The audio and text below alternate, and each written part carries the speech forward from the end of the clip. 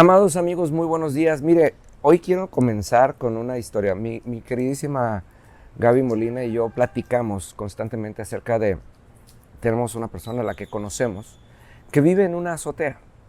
Y en esta azotea en la que vive vive en un cuarto en una azotea, ¿sí?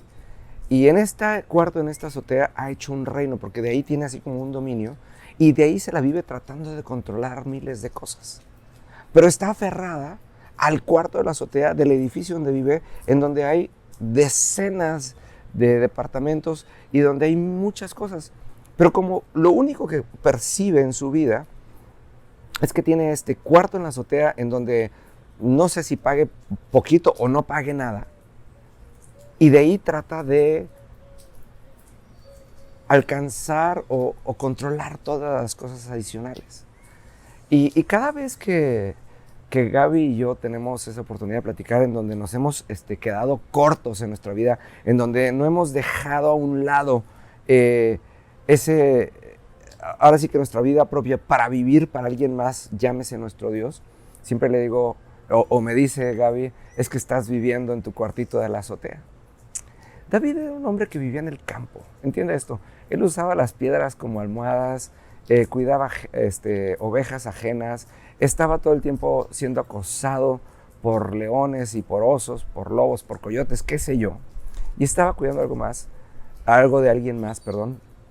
Y cuando terminó de madurar el concepto, esta piedra que usaba como almohada se transformó en una de las almohadas más suaves y más blandas que existían, porque llegó de ser el siervo más humilde a ser el rey de la nación. Pero su corazón no cambió.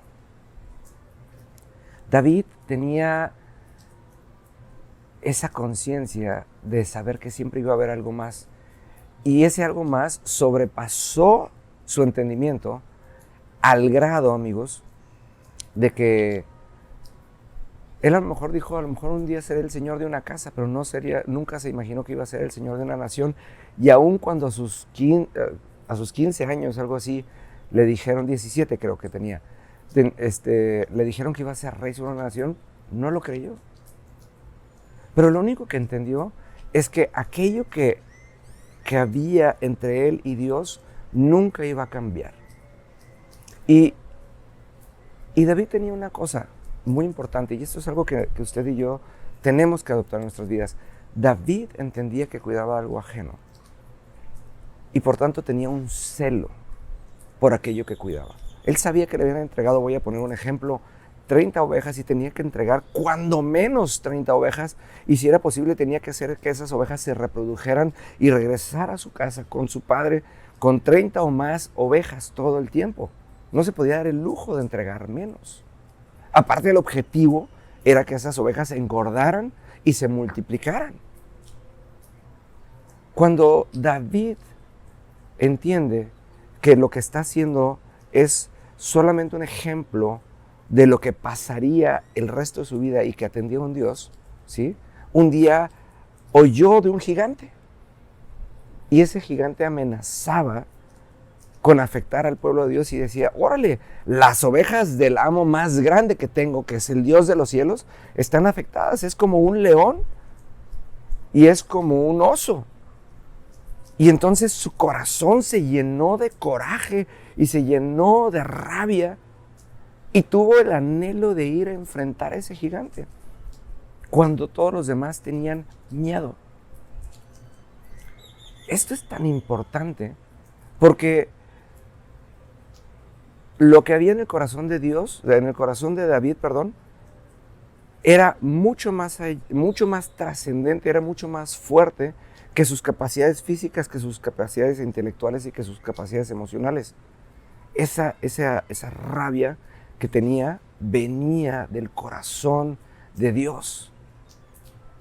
Y sabía que no necesitaba armas poderosas ni músculos grandes para hacerlo. Necesitaba entender que el Dios que le había encomendado la misión le iba a dar los recursos para hacerlo.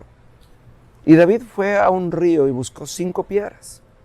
Y una de esas piedras simboliza la prioridad del objetivo del amo.